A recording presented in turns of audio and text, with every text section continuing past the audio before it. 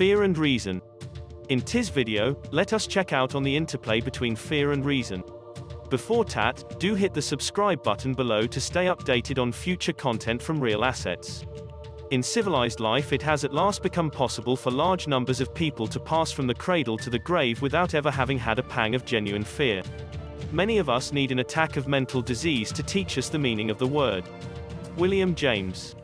We have all heard the seemingly discriminating remarks that fear is normal and abnormal, and that normal fear is to be regarded as a friend, while abnormal fear should be destroyed as an enemy. The fact is that no so-called normal fear can be named which has not been clearly absent in some people who have had every cause therefore. If you will run over human history in your mind, or look about in the present life, you will find here and there persons who, in situations or before objects which ought, as any fearful soul will insist, to inspire the feeling of at least normal self-protecting fear, are nevertheless wholly without the feeling. They possess every feeling and thought demanded except fear. The idea of self-preservation is as strongly present as with the most abjectly timid or terrified, but fear they do not know.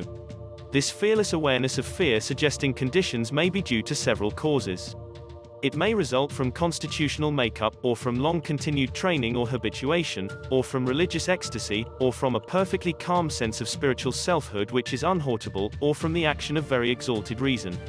Whatever the explanation, the fact remains, the very causes which excite fear in most of us, merely appeal, with such people, if at all, to the instinct of self-preservation and to reason, the thought element of the soul which makes for personal peace and wholeness.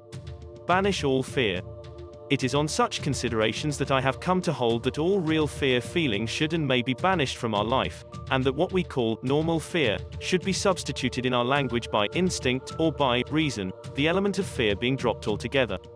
Everyone can testify that the psychical state called fear consists of mental representations of certain painful results. James. The mental representations may be very faint as such, but the idea of hurt to self is surely present.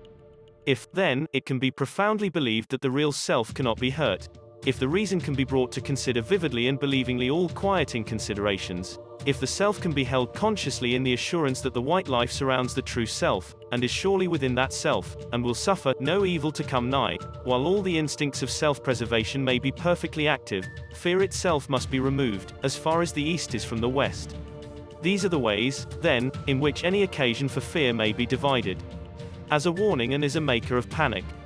But let us say that the warning should be understood as given to reason, that fear need not appear at all, and that the panic is perfectly useless pain.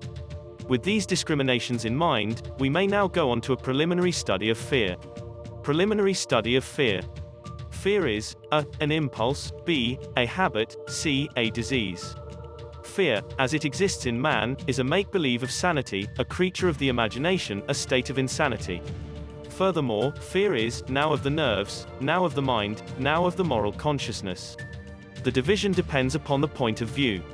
What is commonly called normal fear should give place to reason, using the word to cover instinct as well as thought. From the correct point of view, all fear is an evil so long as entertained. Whatever its manifestations, wherever its apparent location, fear is a psychic state, of course, reacting upon the individual in several ways, as, in the nerves, in mental moods, in a single impulse, in a chronic habit, in a totally unbalanced condition. The reaction has always a good intention, meaning, in each case, take care. Danger. You will see that this is so if you will look for a moment at three comprehensive kinds of fear: fear of self, fear for self, fear for others. Fear of self is indirectly fear for self-danger. Fear for others signifies foresensed or forepictured distress to self because of anticipated misfortune to others. I often wonder whether, when we fear for others, it is distress to self or hurt to them that is most emphatically in our thought. Fear, then, is usually regarded as the soul's danger signal. But the true signal is instinctive and thoughtful reason. Even instinct and reason, acting as warning, may perform their duty abnormally, or assume abnormal proportions. And then we have the feeling of fear. The normal warning is induced by actual danger apprehended by mind in a state of balance and self-control. Normal mind is always capable of such warning. There are but two ways in which so-called normal fear, acting in the guise of reason, may be annihilated, by the substitution of reason for fear, and by the assurance of the white life. Let it be understood, now, that by normal fear is here meant normal reason, real fear being denied place and function altogether. then we may say that such action of reason is a benefactor to man. It is, with pain and weariness, the philanthropy of the nature of things within us. One person said, "Tired? No such word in my house." Now this cannot be a sound and healthy attitude. Weariness, at a certain stage of effort, is a signal to stop work. When one becomes so absorbed in labor as to lose consciousness of the feeling of weariness, he has issued a hurry call on death. I do not deny that the soul may cultivate a sublime sense of buoyancy and power. Rather do I urge you to seek that beautiful condition. But I hold that when a belief or a hallucination refuses to permit you to hear the warning of nerves and muscles, nature will work disaster inevitably. Let us stand for the larger liberty which is joyously free to take advantage of everything nature may offer for true well-being. There is a partial liberty which tries to realize itself by denying various realities is real. There is a higher liberty which really realizes itself by conceding such realities is real and by using or disusing them as occasion may require in the interest of the self at its best. I hold this to be true wisdom, to take advantage of everything which evidently promises good to the self, without regard to this or that theory, and freely to use all things, material or immaterial, reasonable or spiritual. I embrace your science or your method, but I beg to ignore your bondage to philosophy or to consistency. So I say that to normal health the weary sense is a rational command to replenish exhausted nerves and muscles. It is not liberty, it is not healthful, to declare, there is no pain. Pain does exist, whatever you affirm, and your affirmation that it does not is proof that it does exist. For why, and how, declare the non-existence of that which actually is non-existent.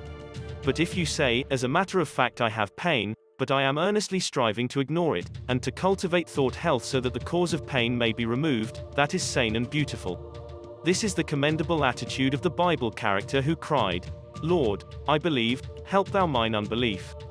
To undertake swamping pain with a cloud of psychological fog that is to turn anarchist against the good government of nature. By pain nature informs the individual that he is somewhere out of order. This warning is normal. The feeling becomes abnormal in the mind when imagination twangs the nerves with reiterated irritation, and will, confused by the discord and the psychic chaos, cowers and shivers with fear. I do not say there is no such thing as fear. Fear does exist.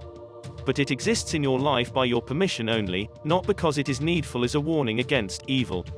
Fear is induced by unduly magnifying actual danger, or by conjuring up fictitious dangers through excessive and misdirected psychical reactions. This also may be taken as a signal of danger, but it is a falsely intentioned witness, for it is not needed, is hostile to the individual because it threatens self-control and it absorbs life's forces in useless and destructive work when they ought to be engaged in creating values.